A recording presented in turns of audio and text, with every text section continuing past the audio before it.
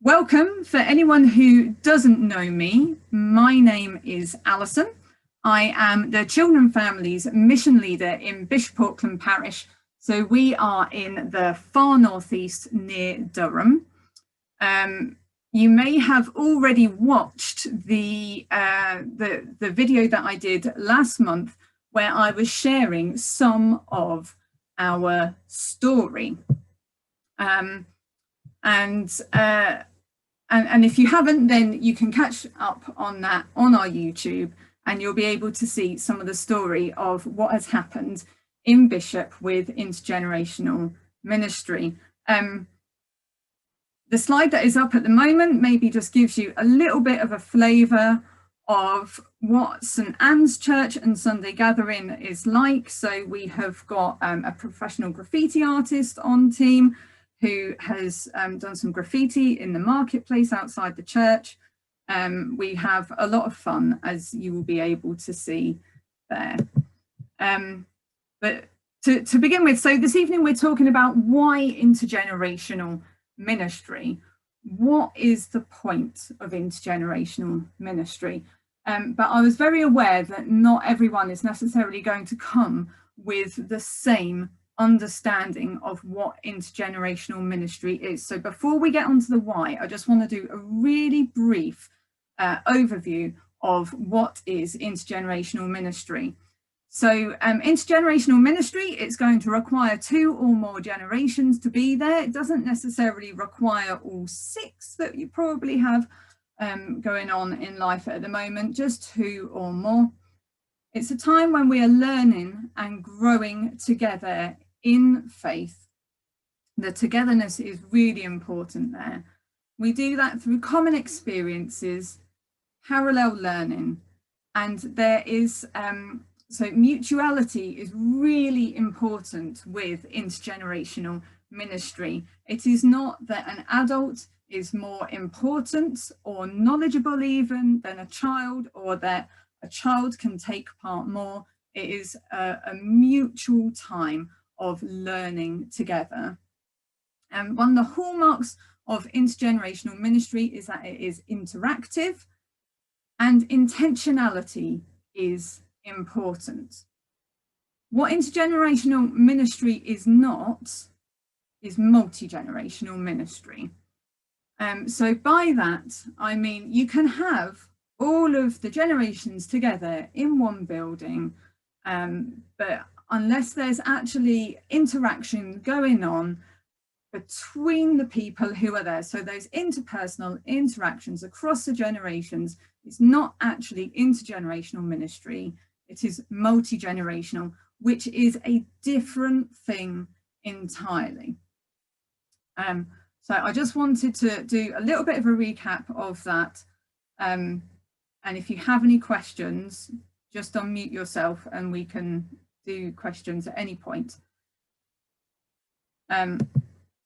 So before we get on to any practicalities, I wanted to talk a little bit about intergenerational ministry in the Bible. I always think that the Bible is the best place to start. So why intergenerational ministry? Now, I'm sure that a lot of you already know what I'm going to talk about, but in case it's helpful to have it all in one place, then we shall do that. So we're going to start in Deuteronomy. Deuteronomy is a really great place to start. So in Deuteronomy 6:4-9 and 11:18-19, there are the commandments there to pass on faith from generation to generation. So it is important that we are passing on faith from older to younger, and when we look at that in the biblical context, if you actually look at the Hebrew words that are used when describing family in Deuteronomy, it's not actually relating to the nuclear family. It's not just mom, dad and kids. It's actually relating to the extended church family. And so it's the responsibility of the whole of the extended church family not just mum and dad. And for me, that is where some of the foundation of intergenerational ministry comes from. If the whole church family is going to be passing on faith, then those generations need to be together. And we also read in 1 Corinthians 12 all about the body of Christ. And the body of Christ isn't just adults. The body of Christ is everybody, regardless of age or any other difference. And so I wanted to share with you a couple of Bible stories that I think are lovely examples of intergenerational ministry going on. First of all, just thinking about Simeon and Anna. So when they are waiting at the temple and they see baby Jesus, they are elderly. They have waited a long time for this moment. They have been faithful for years and years and years. And then this baby comes along and they recognize that this is the fulfillment of God's promise in this baby. And they are excited. It's an incredible moment for them, and they praise God. And I can imagine Simeon and Anna cradling baby Jesus and having a moment of sheer blessing going on between the generations. Another illustration of intergenerational ministry, I think sometimes it's difficult for us to necessarily see that it's happening in the Bible, because very often we don't really see women or children in the recount of what was going on in biblical times. But the story of loaves and fishes, there is a child there. Now, they might not have been included in the numbers, but we know that women and children were there. And one child in particular, if he hadn't shared his lunch that day, if he hadn't played his part in the community and given what he had, then everyone was going home hungry. So the adults weren't the people who had provided this, this particular ministry that was between the child, Jesus, and the disciples. So I really love that story. Now, there is much more that could be said about intergenerational ministry in the Bible, but I do really want to try and stay on track and make sure that we have got plenty of time for questions at the end, because I know that you guys have a lot of experience and a lot of things that you might want to explore and discuss. And it's better than just listening to me all night. So we'll move on and think about some of the benefits of intergenerational ministry. So one of the first things that I hear when talking about the benefits of intergenerational ministry is it just for the children? Are the benefits only for the children? So if you heard me last month talking about sticky faith and the research that has gone on there, then you'll know that there are benefits that exist, particularly looking at children, teens, young adults. If you didn't, then just a really quick recap. There is research out there that shows that only 50% of church-going children become church-going adults. And some of the research that was done into that found that children were, when they were often leaving the church when they were going to university. And one of the things that was suggested was that intergenerational ministry could prevent that, because it would mean that our teens actually recognised church rather than just going to youth group, and then when they go to university discovering that church is not like youth group anymore, and then falling away because of that. But one of the one of the things that I think is really important to say is that there are benefits. So there's a fantastic book by Alan and Ross. Let me see, here we go. I have it here. It's called Intergenerational Christian Formation. A lot of what is on this PowerPoint has been taken from there and then embellished with my own experience. So if you haven't got this book, I would really recommend getting it. But there's a lovely quote in the book that says, frequent and regular cross-generational opportunities for worship, learning, outreach, service and fellowship offer distinctive spiritual benefits and blessings. So there are distinctive spiritual benefits that go on when we worship intergenerationally. One of those distinctive benefits is the idea of belonging. So I've popped up on the screen now Maslow's hierarchy of needs. The reason being, if I'm sure most of you already know all about Maslow's hierarchy of needs because you work with children, but in case you don't, the theory goes that we have a number of needs that need to be met, but the needs at the bottom of the triangle need to be met first before we can work on the next level up. And in terms of faith formation, that's right at the very top of the triangle. So if we haven't met somebody's, for example, physiological needs, if they're coming in and they're hungry or they're cold or they're tired, it's going to be really difficult for them to engage and have any meaningful moment of faith formation until we meet those needs. But similarly, right in the middle of the pyramid is this idea of belonging.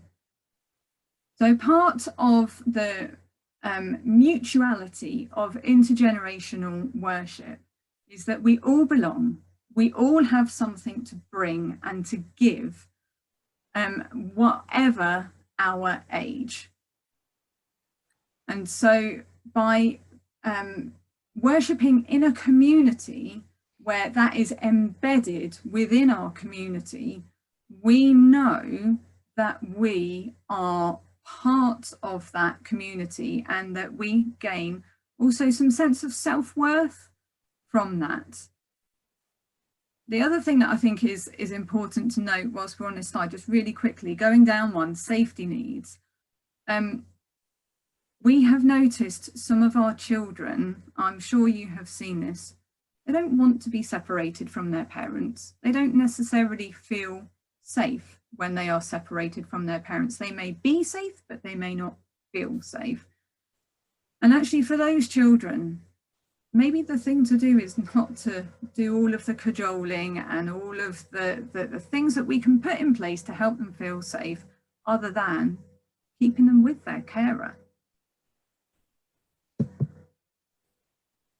So some other general benefits of intergenerational ministry. So resources.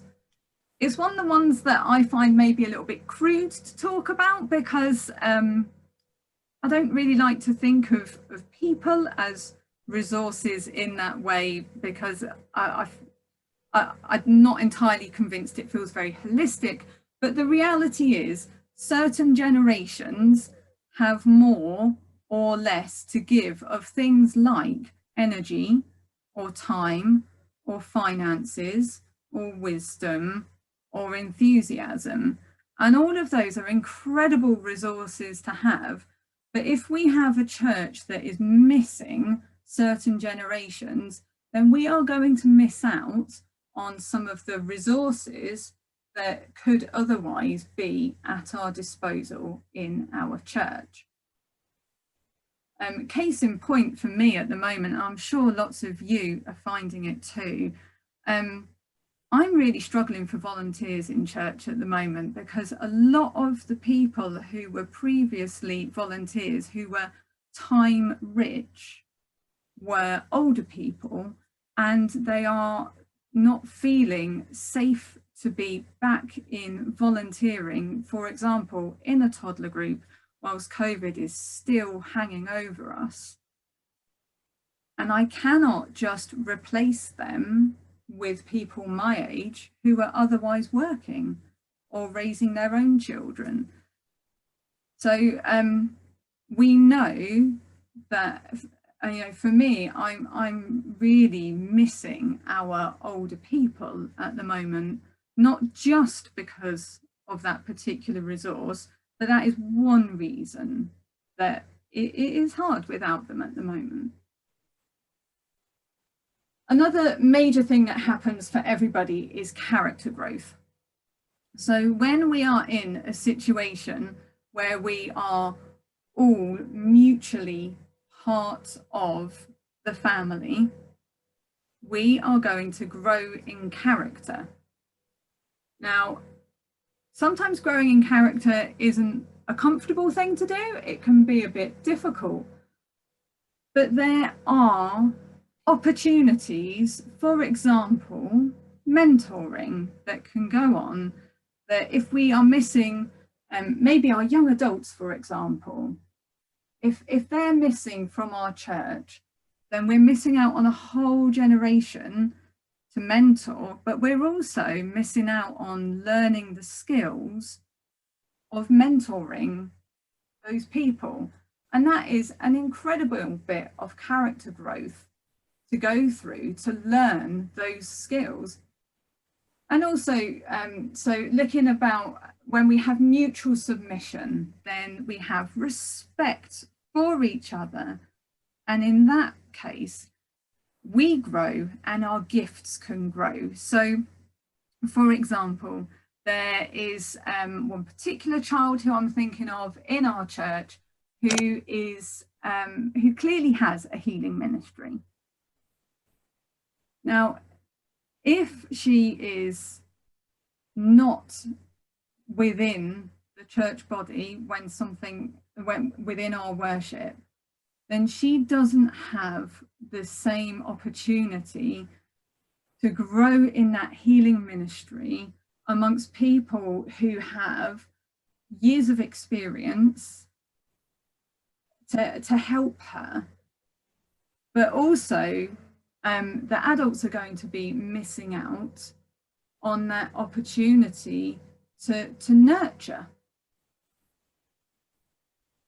And then I've added in, so this is my own point at the bottom, church growth.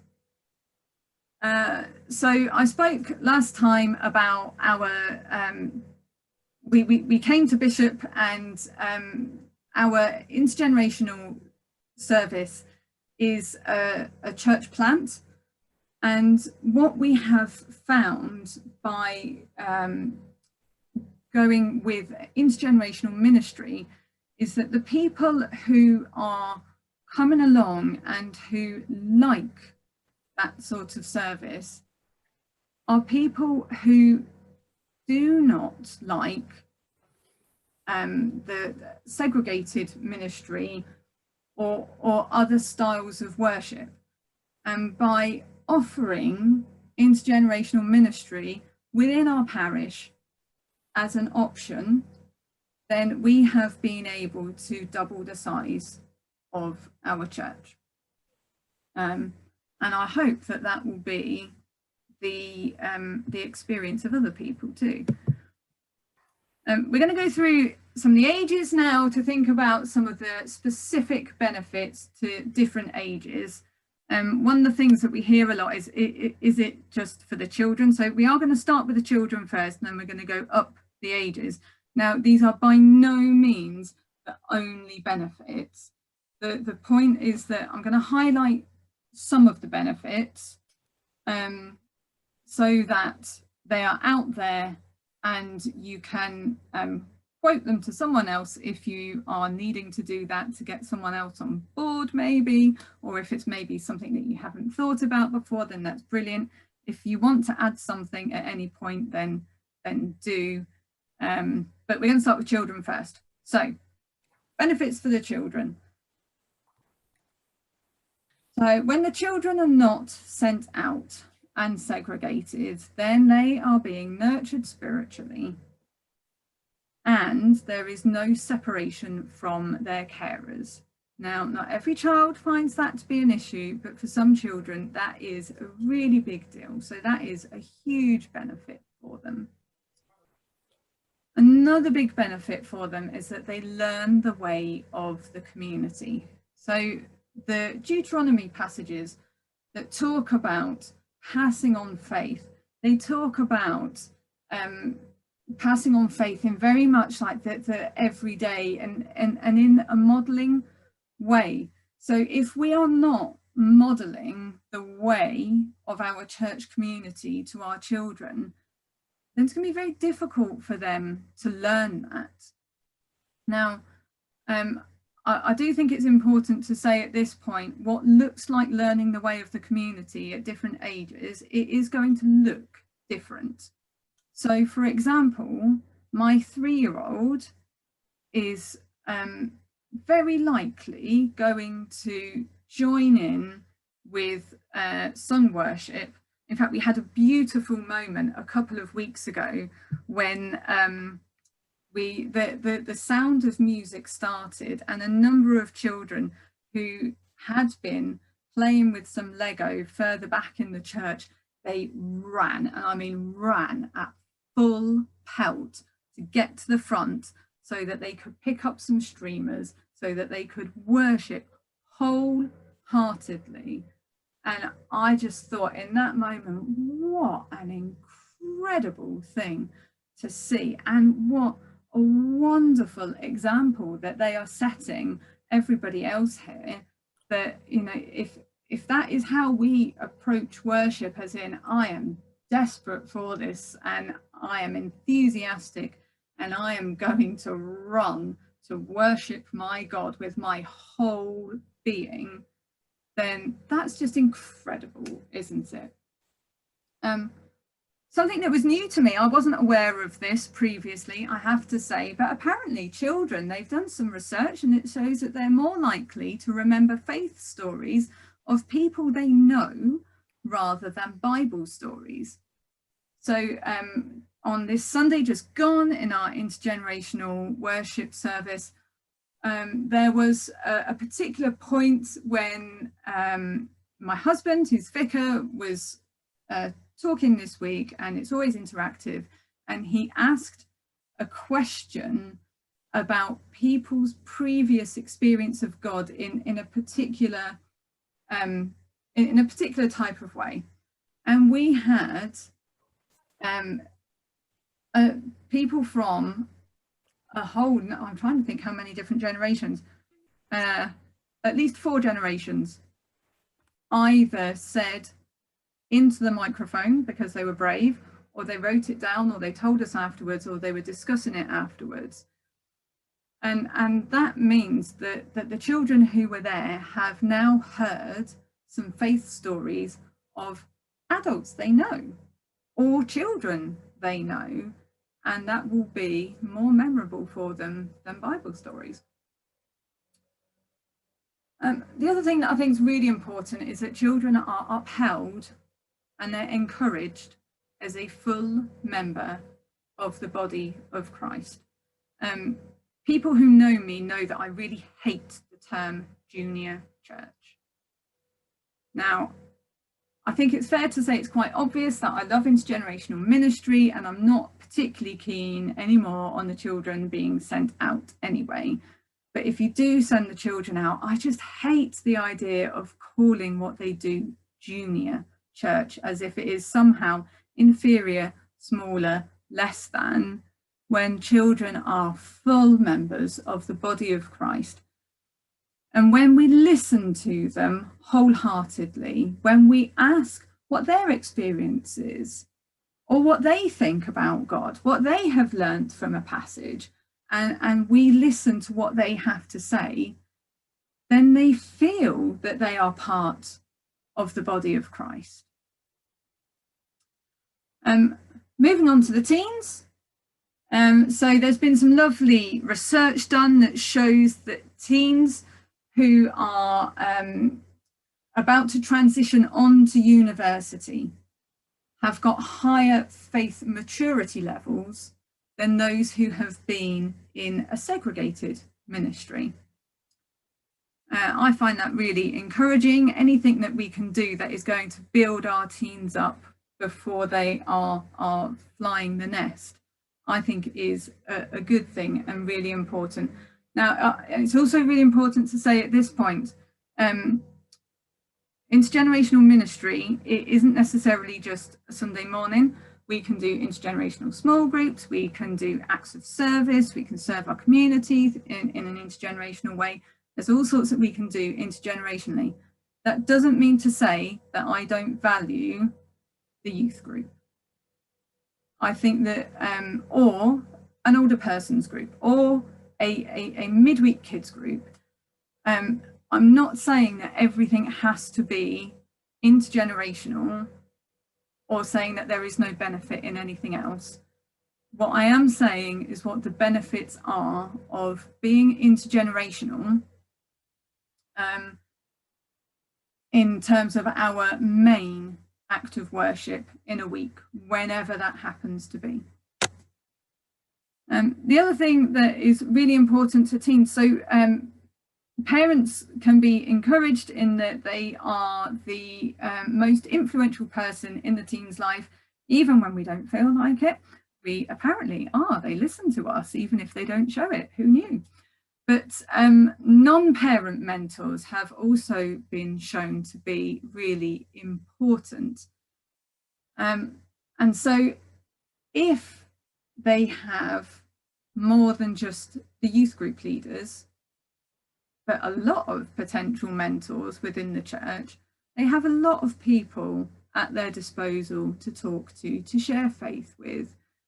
And it may just be that a relationship that maybe you hadn't anticipated springs up, and there is an important non-parent mentor who emerges in an intergenerational ministry setting.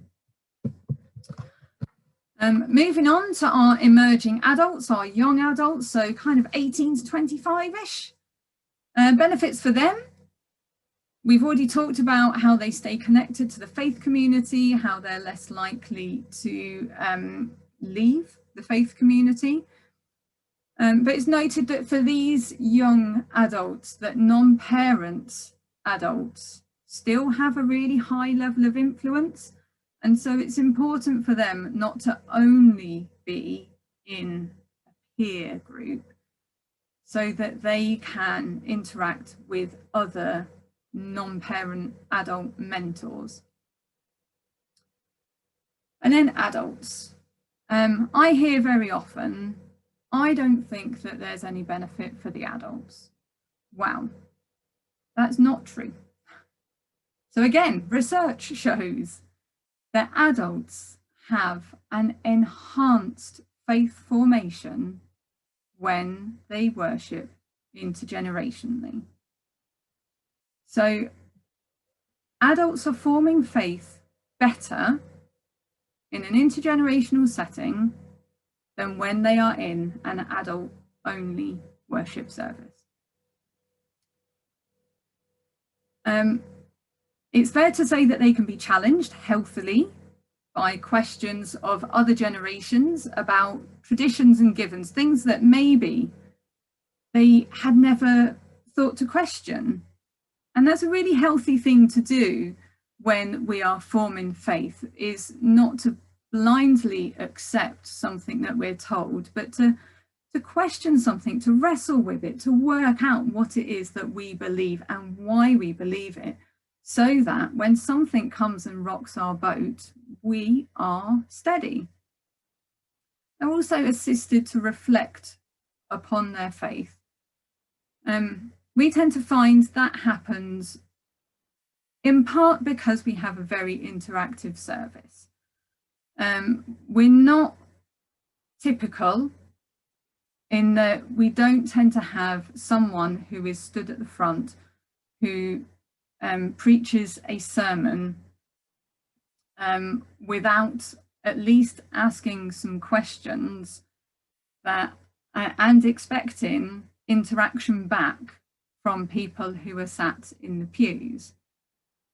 That is on purpose, and that is so that the adults as well as the children are able to reflect upon their faith.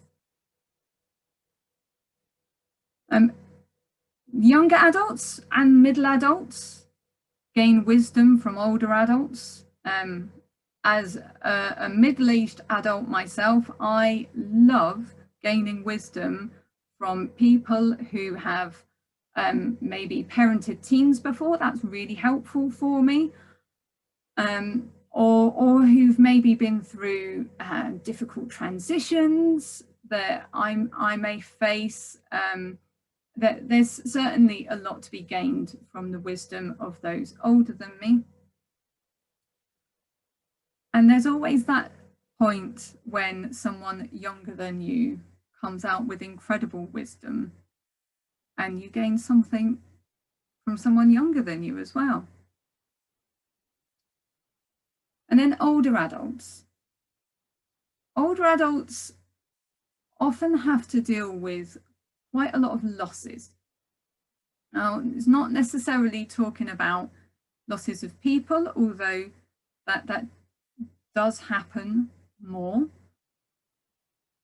but losses of independence, or maybe identity through work when you retire.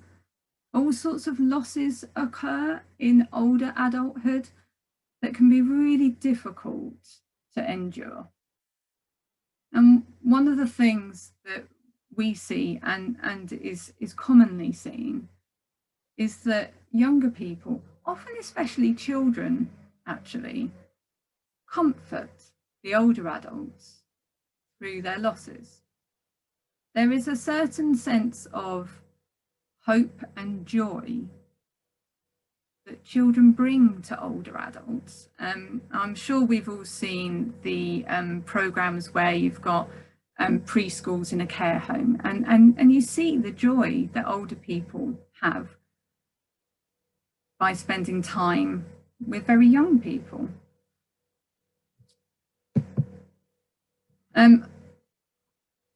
Before we move on to questions, I thought I might preempt some of them. We have been going for 3 years now, and in that time I have heard a number of objections, either raised towards us in our setting, or questions that have been asked by people elsewhere when they know that we are pioneering an intergenerational worship service in our context. So the first one, introverts and internal processors. I have to admit, I find this one probably one of the hardest things to understand, because I am an extrovert and an external processor. So if it's in my head, you can sure bet that it's coming out. And if somebody asks me a question in a service, I'm going to be one of the first people to have an answer, because I'm going to let it out, and I'm not shy about talking into a microphone or writing on a whiteboard or whatever it is that we're doing that week. We do always say in our service that you do not have to take part in that way. We never shove a microphone in someone's face unless they ask for it. And we tend to find that introverts manage to sit and listen and take it in and think about it, and then maybe next week they will come back with their questions, and that is okay. It's not often that it will be so off-putting that someone won't come back. The next one, it's too noisy or too busy with the children in. I'm sure we've heard objections to noise of children, or some of just the general busyness of having children around many times. Sometimes I'm a little bit dumbstruck about how to respond to that one, because I'd rather have the noise of children in church than not have children in. We do sometimes talk to our children about how to respect other people's wish to be quiet at certain points. That does not mean that they get told to not speak. We make it very clear that children are not expected to be quiet and they're not expected to sit still. But most people, after a while, find that they're actually not that bothered by it. And also, if children are well engaged and they realise that they are a valued member of the community and that they have something to give, then they're not noisy, they're just interacting. I think the next one's my favourite. I hear this a lot of the time. I want to be fed, not go to a children's service. And you'll see there, I've put all eggs in one basket. So I appreciate that when you get to a certain stage of discipleship, you want to go deeper, and there may be a feeling of, if the children are there, I'm not going to be able to go deep enough. What I would say is, well, there's many things I'll say about it probably. The first, though, is what are you doing at other points in the week? If you wish to be fed spiritually, are you putting all your eggs in one basket and expecting all of that to happen on a Sunday morning? Are you at a point where actually maybe you need to be reading books that are quite a lot deeper than maybe you've read before? Maybe quite a lot deeper than the devotional like few lines that you might get in the daily reading. The other thing is, it's not a children's service. The children are there, but so are the adults, and the adults count too. We find that by asking very open questions, that we can engage people across all ages. What is very interesting is that people who want to be fed,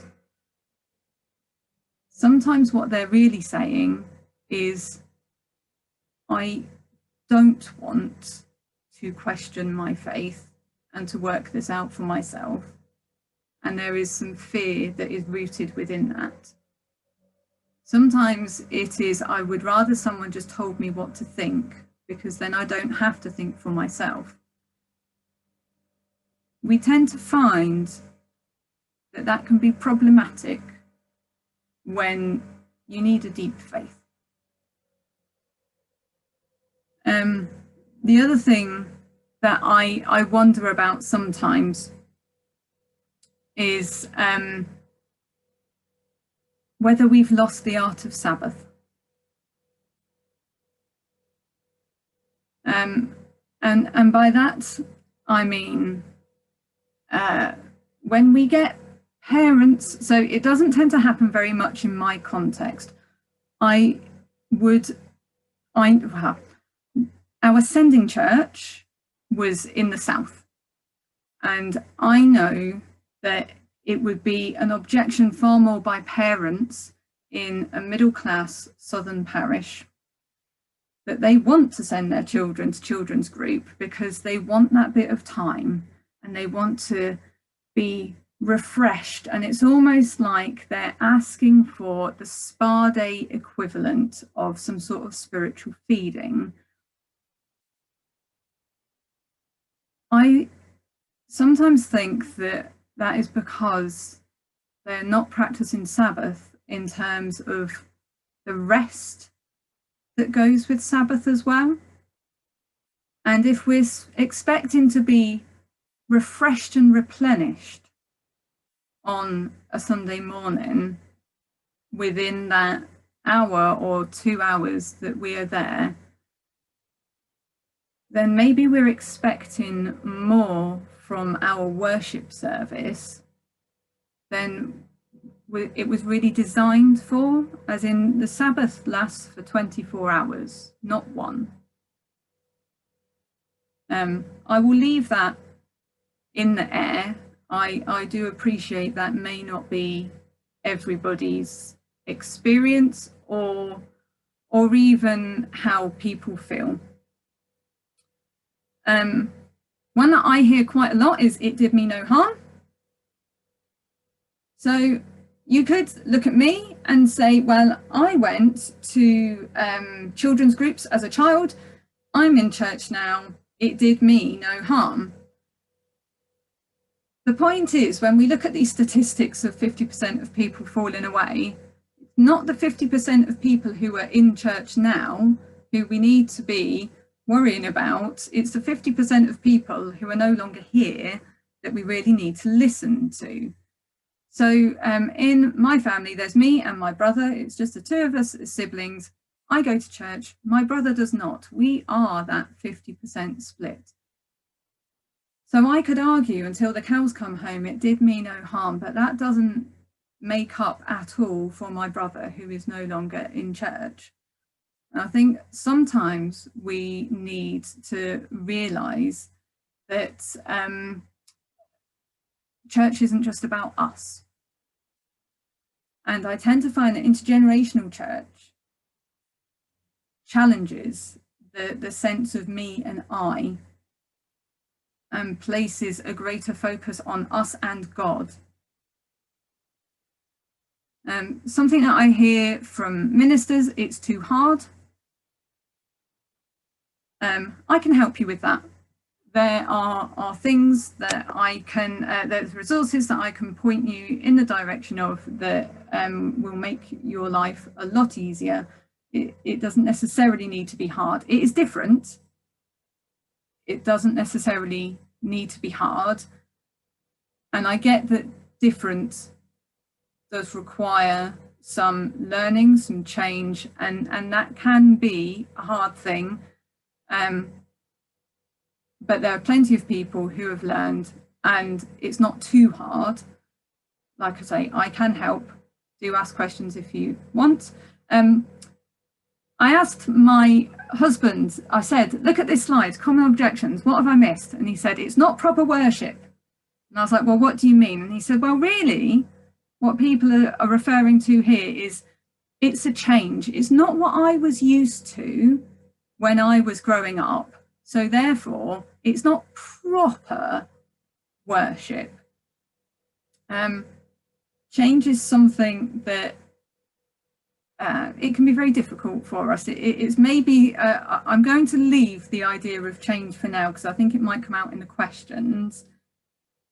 But I think when that sort of phrasing comes out, we need to be very gentle and respectful and find out what's going on underneath and how that person maybe deals with change to be able to help the situation. And the other thing that he pointed out is in our setting, it is standard practice every week that we have intergenerational worship. He said, but there was that one time when we did send the children out on purpose. What were we talking about? Because there was a difficult subject, wasn't there? And first of all, he said, oh, I think it must have been when we were doing domestic violence. And I said, no, we kept the children in for domestic violence. It was really important that they heard that. And we were very careful about how we spoke about that. It was when we were talking about sex. There are times when the exception is appropriate, and when I took the children out, we talked about healthy relationships and how we love each other, whilst the adults were talking about sexual relationships. And that, on that occasion, was the right thing to do. Most difficult topics, though, we do stay together, and I wouldn't use them as a barrier for intergenerational worship, but maybe just a point at which we need to be a little bit careful. So I have talked quite a lot. I am going to stop my screen share. Excellent, and now I can see lots of lovely people. And I'm going to unspotlight myself. Yay! Because now it's a case of over to you. I promised you that I would do my absolute best to answer any questions about anything intergen that you may have. I cannot promise that I'm going to have the answers, but I will try my best for you. So feel free to unmute, fire away, and we'll see how we go. And if anyone else has got an answer, feel free to jump in. Can I ask the research that you've got? Because you kept saying there's research behind this. I know a little bit of the researchy ones, but if I'm going to persuade anyone, I really need something with some weight behind it to explain. So yeah. Any books, titles, give us a clue. Sorry. Okay. Well, you can put it in the gossip in the chat. If you, this book, which I said, honestly, get this book, mainly chapter 3. Oh, whoops, nearly kicked the computer over. Chapter 3 is only reading one chapter, and that is where most of the helpful bits in terms of benefits, and it references the research. So you will be able to track through and find the research in this book. Thank you. You're welcome.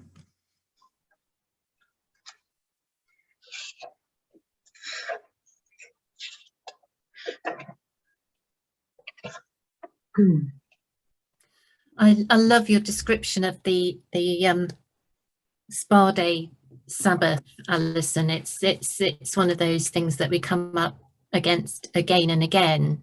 One of the questions I put to parents is, well, you know, when you take your children somewhere where you think you're going to have a really good shared experience, do you arrive at the gate and say to the people on the gate, so which way do we go and which way did the children go?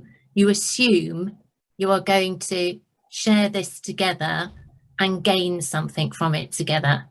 So, for example, you wouldn't go to Legoland and hive the kids off. Well, actually, I probably know some people that would, but that is a really hard nut to crack. Me, my God, my hour. So it's more of an observation of, I love that description, and encouraging people to recover the whole of Sabbath. I read something that of Barbara Brown Taylor's today that she put on Facebook of how she discovered the place where she lived and her sense of belonging because of lockdown, and had let go of that narrative of, well, I'm too busy. And you know, had literally got to the point of hugging trees because of it. But you know, we don't. The thing that really did not do me any harm was the fact that when I was growing up, you couldn't do anything on a Sunday. And at the time, I may have railed against it and been fed up and bored, but it really didn't do me any harm. And it probably did me a whole lot of good to stop. Yeah. Can you write a book on how to regain Sabbath that we can just give out to people? I think there's already brilliant books out there, aren't there? So Garden City is probably the best book to read about Sabbath. I think the other thing that I'd be thinking of in that situation is when people are saying that, then I'd be openly asking some questions about what is going on in the rest of their week. What is life like? You know, what does life look like for them that they are essentially seeking to escape? Are they highly stressed? Is something going on? Can we be supporting them in some way to have regular time with God, that they're not getting to Sunday with this desperately dry and empty well because it's been replenished through the week?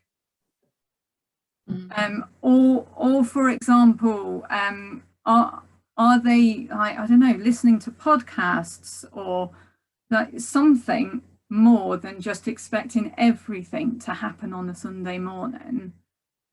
And I think until we crack that, then Sunday morning isn't going to be the thing that people will accept change over.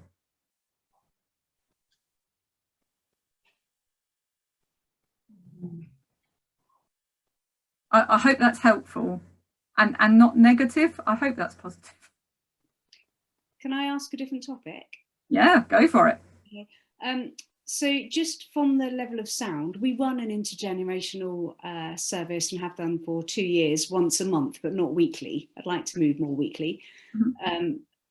From the idea of sound, where you said I think you said you found that harder to relate to. I'm myself and somebody who wears hearing aids and have done from about the age of 30. So when there's lots of things happening on in the church, I find it very hard to hear the person sitting opposite talk to me, or when we pray, people lower their voices and I can't hear you because I can just hear the chair moving over across the other side of the room. Is there a way, or have you found techniques to try and limit the sound so that people who struggle with hearing can engage more fully? Because probably the people who are complaining about sound or children being noisy are actually those who are having it amplified with their hearing aids. So in our context, it wasn't those people. Okay. But having a child with auditory processing disorder, I get that there are issues. One of the things that we did was sort out our tech. So we needed to sort out our loop and also our speakers. The speakers that we had just weren't good enough. And children, I tend to find that if there is good enough quality sound coming through, then they tend to be quieter anyway, and they listen. The other thing is that there are weeks when I honestly know that I've not hit things right, and they're bored, or they're not interacting, and they're not engaged. And you know that moment when you've lost the kids, and that's when they tend to get noisy. Now, I'm not going to say that I'm perfect at that. And there will be times when, because there's children there, someone starts crying or something goes on. But also, like, we have people who have a chronic cough, who are adults, for example, who are therefore making sound. There's things that we can control, things that we can't control. So sorting out the tech we could control, doing a better job and being more interactive and engaging the children better. We had to skill up, we could control that. But equally, a child having a meltdown, that, you know, it is going to happen. And I would say that we do what we can to include everybody. It's very difficult to be perfect for everybody all of the time. But I don't think that that's unique to intergenerational worship. No. I think listening to you, you possibly run them quite differently to us as well, in that it's sounding like you run yours very much from up front by improving the tech, improving the way that you engage them. With our all age, we break very much into groups, and people kind of go to the area that they can study that topic best through. So there's like a craft area or a discussion area or an art area. So it's really quite noisy. Yeah, so we haven't gotten back to that post-COVID. That's a fair point.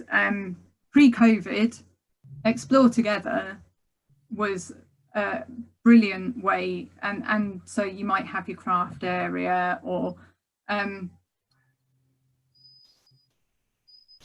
I honestly don't know what to say other than if you spoke to me and said, I have an issue with this, then I would be saying to you, well, how do you normally deal with this in, for example, the supermarket or other busy places? Is there something that we can do to help you? What is that? Is it realistic? Is it going to, you know, can we genuinely help you in this? And if we can, then we'll do the thing, whatever the thing is. We actually have quite a number of people who come along who have additional needs of all across the spectrum, from health needs to learning needs. And so we are very used to working out what works for a particular person and trying to make that happen. We can't anticipate everything, and it is one of those times when we would have to have a conversation with you and find out what we can do. Okay, that's helpful, thank you.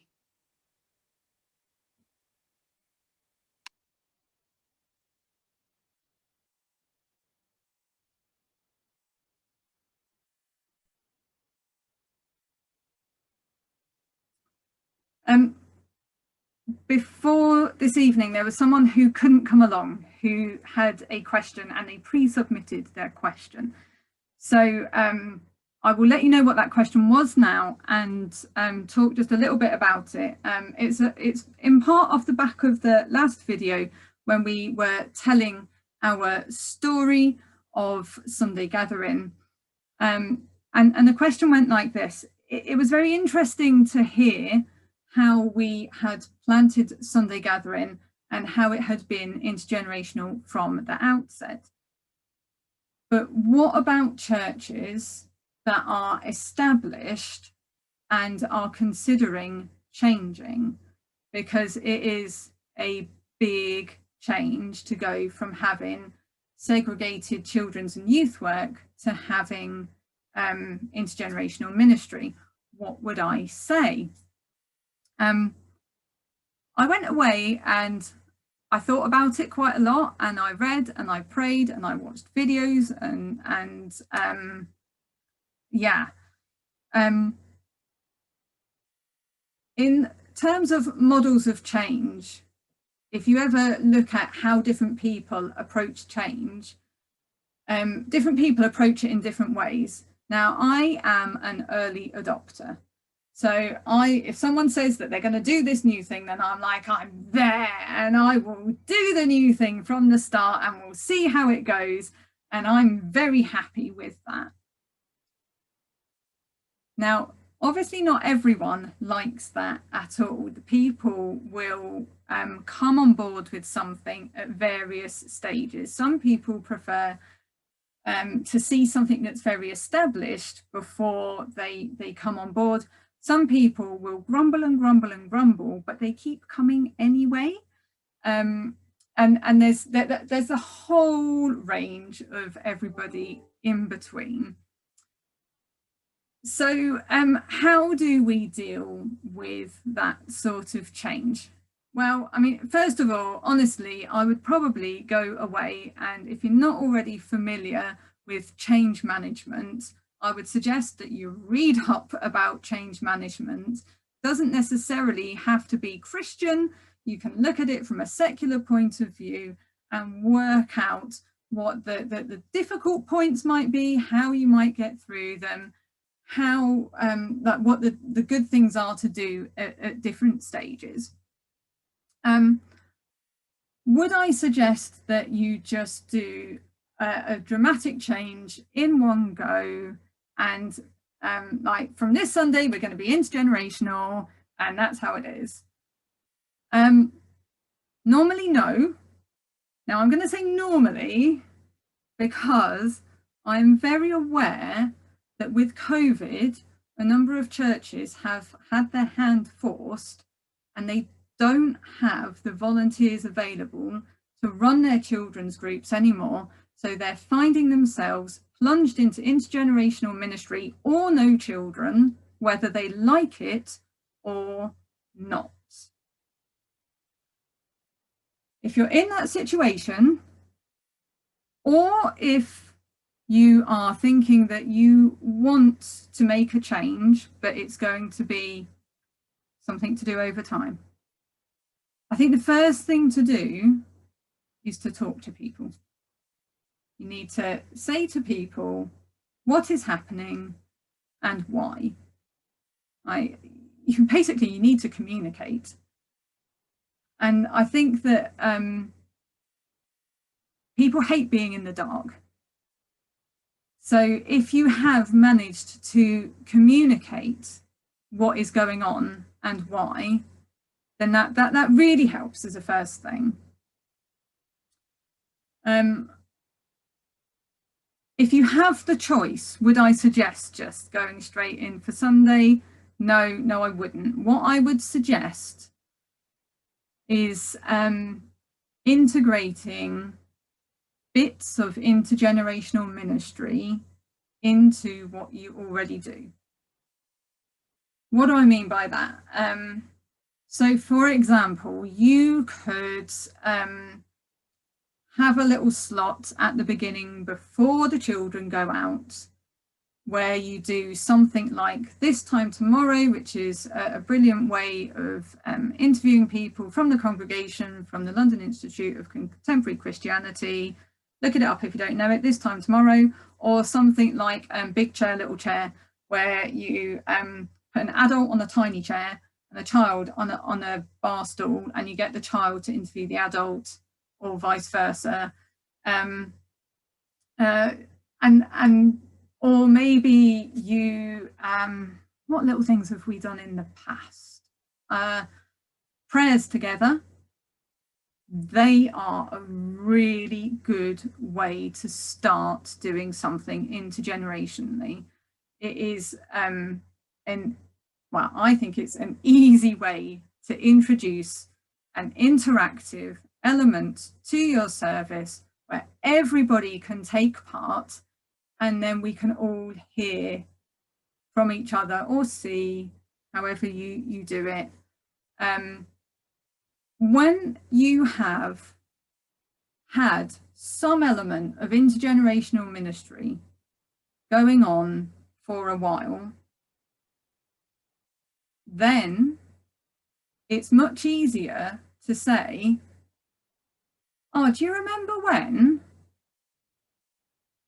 this happened? Or there are times when we find that children come out with the most incredible responses to a Bible story, and they teach us. And when adults find that they're in that situation and they've seen it happen in a small way, it's not so unknown anymore. It's not so big and scary and alien. It's a lot easier to sell the vision, as it were. I would be seeking to be very clear with what you are wanting to do, why, and what the intended benefits are. But what I would say is, in terms of change, I think the more established you are as a church and the larger you are as a church, the harder change is. And the reason behind that. So we're going to think in terms of shipping for a while and boats. So if you imagine your big established church as a cruise ship, if you want to change the direction that a big cruise ship is going, you cannot just whack it round a corner and change in an instant. You would destabilize the ship and everyone's going to be in the water dying. It's going to be awful. What you do is you do a really tiny degree of change at a time. And so what looks like a tiny little bit of change here, when you track that up over time, the change that you get at the top there, it is a very different place. So your trajectory over time is going to push you. You're going to be on a different trajectory by doing small degrees of change over a long period of time. Now, I'm not suggesting that you do that as some method of subterfuge and to sneak things in that you're wanting to do. Absolutely do not do that. I'm not up for any level of manipulation, but culture change can take time. You're asking people to essentially change their story as a community of how we are, how we do things, what we look like. You're asking them to change identity, and that is a big thing. So degrees of change, be open, find out who your key early adopters are. Preferably, you want people on your staff team or your key volunteers to know, understand, realize where you're going and to be fully on board so that they are going to help that happen rather than hinder the process as well. And then give it time. So once you've done something little, well, maybe you have 15 minutes at the beginning of a service every week where the children are in. And then maybe you have once a month that you're going to have an intergenerational service. Maybe that goes to twice a month. I don't know what is going to work for your individual context. However, some churches are quite small and are newer. They perhaps are a little bit more like a dinghy. Now, I used to race dinghies when I was a teenager. There were a limited number of people on board. Often there was 2 of us. Now, when it comes to changing the direction that you're going in a dinghy, you can do that in an instant, but only do it well if you communicate with the other person and you move your weight as one when you turn your dinghy. So when you change tack, you need to be communicating incredibly well and work as one. Otherwise, one of you is going to end up in the water, or it's going to be really slow turning, which is boring when you're racing. So I do sometimes think that actually younger, less established churches, if everybody is fully on board and they know what they're doing and they move as one, yeah, you probably could do bigger changes quite a lot quicker. But it's important that everybody knows what they're doing and moves as one. I hope that helps. If it doesn't, read up on change management, and there are a load of people who are a lot more wise than me who'll be able to tell you a lot more about what to do and to make it successful.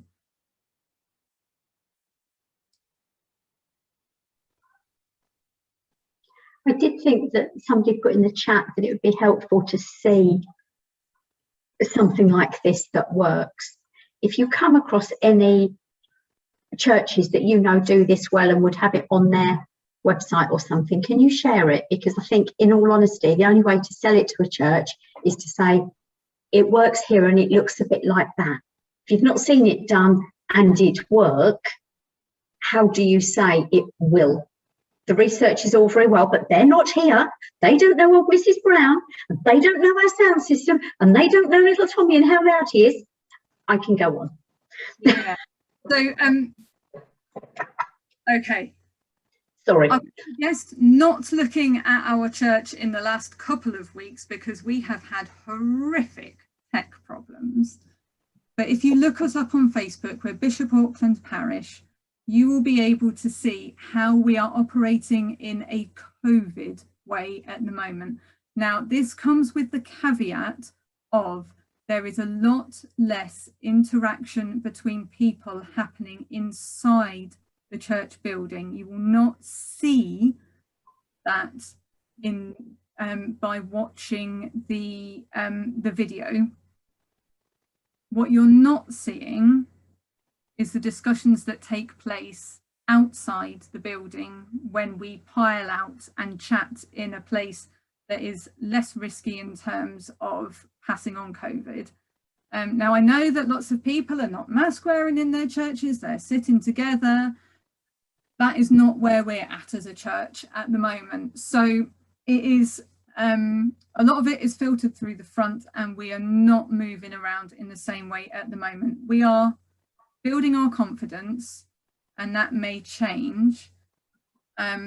One of the challenges in the future weeks as that changes is going to be how do we maintain our hybrid presence in terms of if you offer a number of different stations, then how do we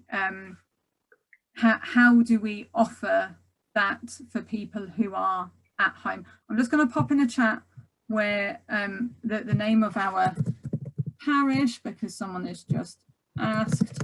So if you look up Bishop Auckland Parish, there you go, on Facebook, then you will be able to find us and see some of our videos. I'm going to be the first to say that some weeks it looks better than others.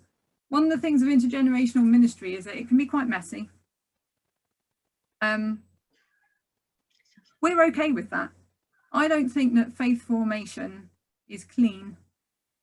I think sometimes, you know, we bring our messes to God. And someone's asking, are the videos available on YouTube?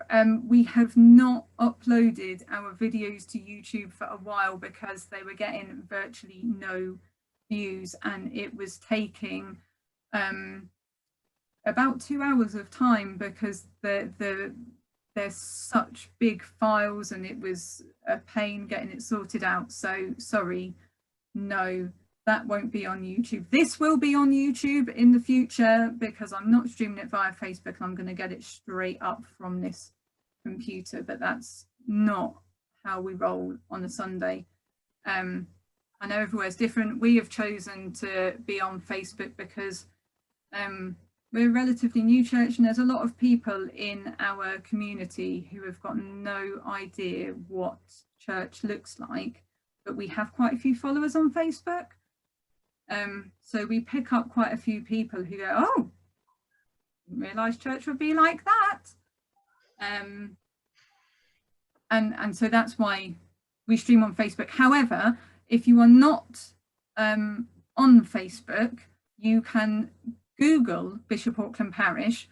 You will find our Facebook page does come up, and you can look at it even though you are not on Facebook yourself, because it is a public page.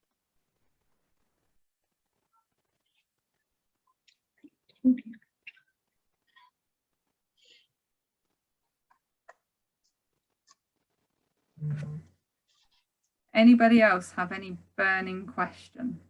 Do you ever have any feedback from the young people or children in a negative way, as in we miss doing stuff just with our group, or does that happen within your parish at another time, like Friday night youth group and Sunday morning church is all together? I don't know. Wonder what they thought. It's probably less of an issue for us because that wasn't in our culture from the beginning. Okay. However, Do we get feedback from the children? Yes, we do. Whenever we do congregational surveys, so we do one every couple of years, quite an in-depth congregational survey. We survey the children as well. I have to say the children, generally speaking, have more insightful and prophetic answers than the adults. It's quite incredible to do that as an experience.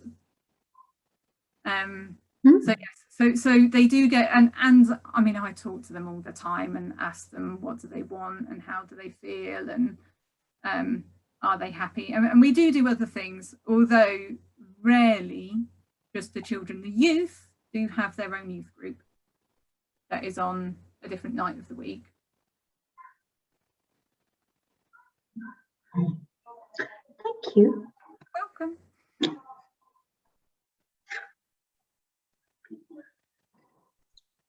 Can I just pick up, I mean, this is just a general comment, and I'm not at all versed in these things, it's just an interest, and I just sit there and but the thing about children being nurtured and learning the way of the community, I can remember way back when my children were tiny, a booklet I had said how much, even just by sitting in church, the children just, you think they're not taking anything in, but they can just absorb it and experience it, and actually to send them out, they're not experiencing, you know, and that's one of the things. I mean, I don't think my church have been really terribly good over lockdown about the children, and you really miss having the children. Now we've gone back to church, that we haven't got any children there at the moment because we haven't started any of their other activities. I mean, we're a sort of middle of the road liberal Catholic, I suppose you might call us. I mean, we have a 10 o'clock communion, except it's not 10 o'clock at the moment because we've got 9:30 and 11 to accommodate the people in the space. But there are very few children. If they come, they're just sitting there, and it's such a dry service without any singing or anything for everybody, actually, to be perfectly honest. You know, so I think they can absorb if there's something there to absorb. Yeah, certainly. I know that it's not uncommon for so my 6-year-old, he will be sat there intently playing with Lego, and I think that nothing's gone in, and then later in the week he talks to me about the Bible story. He is quite introverted. He doesn't want to interact in the way that some of our more extroverted children do, but that's okay. And he knows, well, and my 3-year-old as well, he also likes to sit there and play, and he might be forgiven for thinking he's just playing, but he saw the opening slide that I popped up earlier, and he got really excited, and he went, "It's church on your computer, Mommy." So church to him, to anyone else, is going to look like he's playing with Lego or is frequently trying to run away. But that's not what's going on in his head.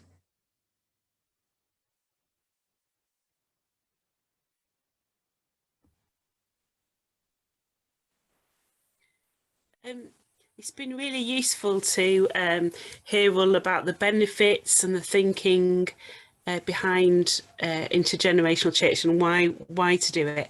And we've had little snippets about ideas of what could be done and what it might look like the big chair, little chair thing. Yeah. Do you think there's any chance that we might do more sort of brainstorming ideas of how to do it? You know, sure. I'm not going to do it now because it's almost 9 o'clock. However, oh yeah, no, I didn't mean now. I mean in the future. Yeah, another session. Yes, we can do another session on the how of intergenerational ministry. I do cover it a little bit more on the previous video that I did, but I think that perhaps slightly more interactive, a little bit less me talking at you and a bit more discussion is probably the way to do the how, mainly because how is often very context based. And what works in Sunday gathering wouldn't work in St Andrews, in our other church. There would be other ways in a very traditional middle of the road service to do intergenerational church, and how it would look there would be very different. It would also be absolutely glorious. I know that because one of the ladies from that church would sit and crochet with my daughter. For example, she taught my daughter how to crochet. And another member of the church, if my children go, then he always has chocolate coins for them. But it's not just a case of giving over some chocolate coins. They have a big conversation. There's lovely intergenerational relationships that go on there, but it does look very different. So yes, we can do how another time, if that is what you would like. Thanks. You're welcome.